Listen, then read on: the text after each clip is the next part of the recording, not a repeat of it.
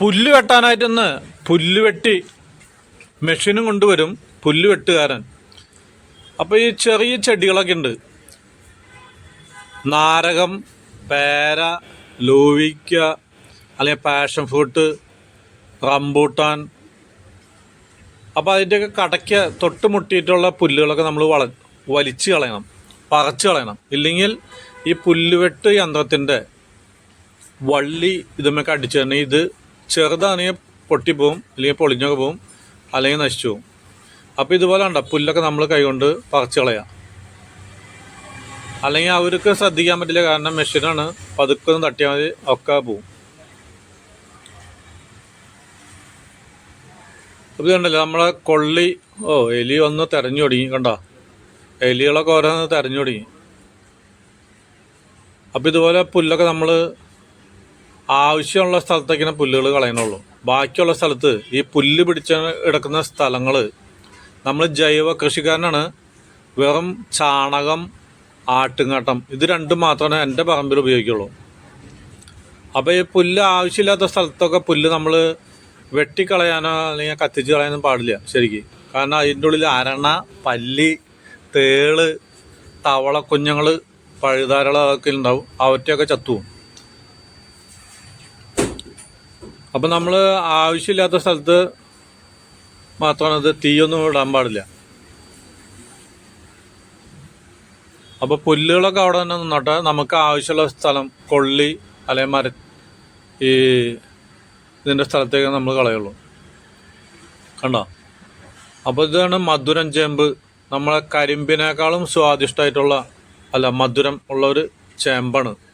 അപ്പോൾ ഇതൊന്നും ഇന്നിപ്പോൾ നിങ്ങളൊരു 10-20 കിലോമീറ്റർ പോയാലാണ് ഇതുപോലത്തെ ഈ മധുരം ചേമ്പ് കാണുള്ളൂ. അപ്പോൾ നമ്മളുടെ പുല്ലുവെട്ടുകാരൻ എത്തി, കുറച്ചൊക്കെ ആൾ വെട്ടി. അപ്പം ഞാൻ ഇതൊന്ന് വെറുതെ ഒന്ന് കാണിച്ചു വാങ്ങാനാണ്. അപ്പോൾ കുറേ കാട് പിടിച്ച് കിടക്കുന്ന സ്ഥലത്ത് തൊട്ടാവാടി അതൊക്കെ ഉള്ളിടത്താണ് നമ്മളിത് വെട്ടി കളയുന്നത്.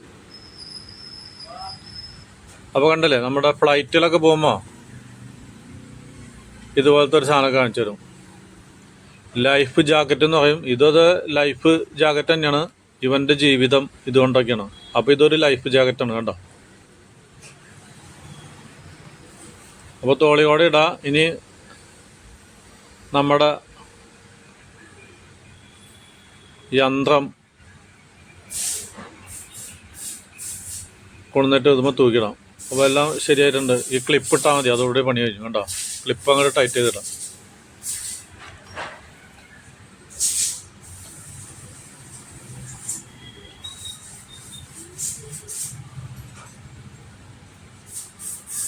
അപ്പോൾ ഇതാണ് നമ്മുടെ പുൽവെട്ട് യന്ത്രം, കണ്ടില്ലേ? ഇത് എൻ്റെ അറ്റത്ത് തിരിയുന്ന സാധനത്തിന് പറ്റാൻ വള്ളിയാണ്.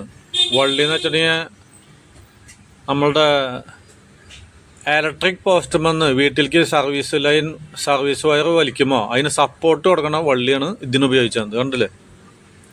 അപ്പോൾ അത് നല്ല ബലമുള്ളൊരു സാധനമാണ്. അതൊക്കെ അടിക്കുമ്പോഴാണ് ഈ പുല്ലിൻ്റെ ഇതുകളൊക്കെ വെട്ടി പോണത്.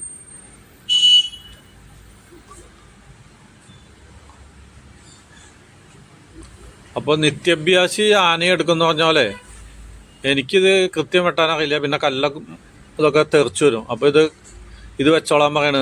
ചേട്ടൻ ഇതും കൂടി വെച്ചിട്ട് അടിക്ക്, അങ്ങനെ കണ്ണീരൊക്കെ പോകേണ്ടത് അറിയില്ല എന്നാണ് പറയുന്നത്.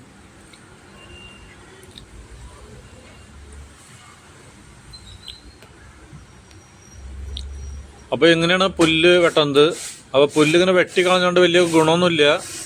വേനൽക്കാലത്താണെങ്കിലേ ഇത് വെട്ടി കഴിഞ്ഞാൽ അവിടെ കിടന്ന് കരിയും. ഇനി അഥവാ ഇങ്ങനെ പെട്ടെന്നൊരു മഴ ചാറുകയാണെങ്കിൽ ഒരാഴ്ചയ്ക്കുള്ളിലോ എപ്പോൾ മഴ ചാറിയാലും ഈ പുല്ലൊക്കെ കൂമ്പെടുത്ത് വരും. അപ്പോൾ ഇത് പുല്ലിൻ്റെ മോൾ വശം നമ്മളൊക്കെ വെട്ടി കളയുന്നത്, അരിഞ്ഞ് കളയുന്നത്. അപ്പോൾ ഇതിൻ്റെ ചെടി നശിച്ചു പോയില്ല ഒരിക്കലും. കാരണം കടയും പുല്ലിൻ്റെ വേരും സാധനങ്ങളൊക്കെ അവിടെ തന്നെ നിൽക്കുന്നുണ്ട്. അപ്പോൾ ഇന്ന് കൃഷിക്കാരൊക്കെ അല്ലെങ്കിൽ കൃഷി ചെയ്യാത്തവരായാലും ഈ പുല്ലൊന്ന് പോകാൻ വേണ്ടിയിട്ട് വേനൽക്കാലത്ത് ഒരു 3 മാസത്തേക്ക് പുല്ലുണ്ടാവില്ല. ഇപ്പോൾ ജനുവരി മാസത്തിൽ അടിച്ചു കഴിഞ്ഞിട്ടുണ്ടെങ്കിൽ ഇന്ന് ഡിസംബർ 12 ആയി. അപ്പോൾ ജനുവരിയിൽ അടിച്ചിട്ടുണ്ടെങ്കിൽ ജനുവരി, ഫെബ്രുവരി, മാർച്ച്, ഈ 3 മാസം. മാർച്ച് കഴിഞ്ഞിട്ട് ഏപ്രിലൊക്കെ വിഷുവിന് മഴ പെയ്തു തുടങ്ങും, പിന്നെ ആദ്യം മുളയ്ക്കും. അപ്പോൾ ഒരു 3 മാസത്തേക്ക് പുല്ലുണ്ടാവില്ല. അപ്പം ഇത് ഒരു 10-15 ദിവസം കൊണ്ട് കഴിഞ്ഞിട്ടാണ് അടിക്കാനുള്ളത്. ഇപ്പം മഴ ആദ്യം ഓരോ തൂളി തുടങ്ങിയിട്ടുണ്ട്.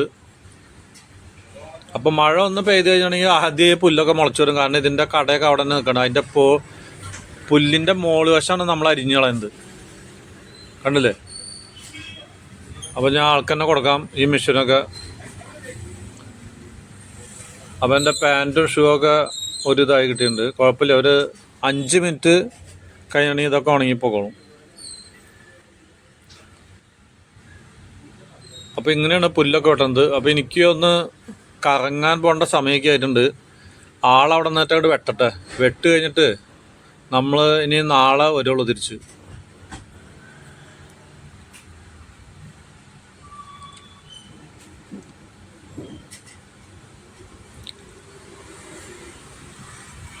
അപ്പോൾ സബിതയാണ് ഇതൊക്കെ ഷൂട്ട് ചെയ്യുന്നത്. സബിത കണ്ട് ഇത് എന്തിനപ്പോൾ ഇത് വെട്ടാൻ പോയത്, ഞാൻ അതൊക്കെ ഒരു രസമല്ലേ എന്ന് പറഞ്ഞിട്ട് കണ്ടോ, പൊടിയൊക്കെ തട്ടി കളഞ്ഞാൽ പോവും.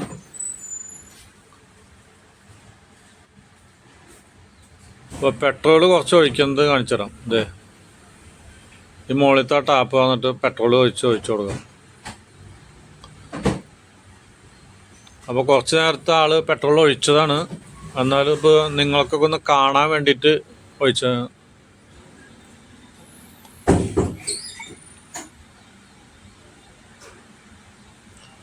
അപ്പോൾ ഈ പുല്ലുവെട്ട് യന്ത്രത്തിൻ്റെ തൊട്ടടുത്ത് നിൽക്കാൻ പാടില്ല.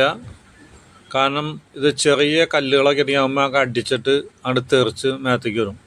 അപ്പോൾ കണ്ണിലൊക്കെ പോകാനായിട്ട് സാധ്യത കൂടുതലാണ്. അല്ലെങ്കിൽ നിങ്ങളുടെ ഡ്രസ്സുകളുമൊക്കെ പുല്ലൊക്കെ തെറിച്ച് വരും. അപ്പോൾ ഈ പുല്ല് വെട്ടണ തൊട്ടടുത്തൊന്നും പോയിട്ട് നിൽക്കരുത്. ഇവരെന്നെ ഉണ്ടല്ലേ ഫ്രണ്ടിൽ തന്നെ ഒരു ഷീൽഡ് ഇട്ടാണ് കേട്ടോ, ഒരു ചാക്ക് തൂക്കിയിട്ടേക്കണം. അപ്പോൾ അതും അടിച്ചതിന് ശേഷമാണ് മുണ്ടൊക്കെ അഴിച്ചിട്ടാണ് തന്നെ അതും അടിച്ചിട്ടാണ് ഇതാവുള്ളൂ. അപ്പോൾ പുല്ലുവെട്ടം എന്തൊക്കെ എല്ലാവരും കാണുന്നുണ്ടെന്ന് വിചാരിക്കുന്നത് കണ്ടില്ലേ. ഒരു വള്ളിയാണ്, അതിൻ്റെ ലിവർ പിടിച്ച് വലിച്ചിട്ടുണ്ടെങ്കിൽ വള്ളി പിടിച്ച് വെച്ചാണെങ്കിൽ മോട്ടോർ സ്റ്റാർട്ടായി. പിന്നെ അങ്ങോട്ട് അടിച്ചു കൊടുക്കണം. അപ്പം ആള് നിത്യാഭ്യാസിയാണ് ആള്, അതുകൊണ്ട് നല്ല ക്ലീനാണ്. അപ്പോൾ പുറത്തുനിന്ന് നോക്കുമ്പോൾ വേണ്ട, ഇനി ഒരു 2-3 മാസത്തേക്ക് കാണാൻ നല്ല ഭംഗിയായിട്ട് കിടന്നോളൂ.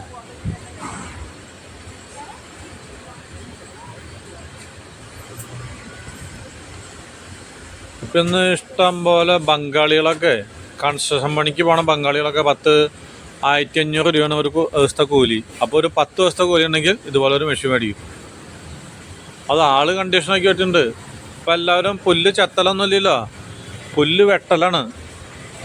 അപ്പോൾ പുല്ലുവെട്ട് മെഷീൻ മേടിച്ചാണെങ്കിൽ ഇവനിപ്പോൾ ഈ 1000 രൂപ പണിക്ക് പോണതിന് പകരം 2000 ഉണ്ടാക്കാം.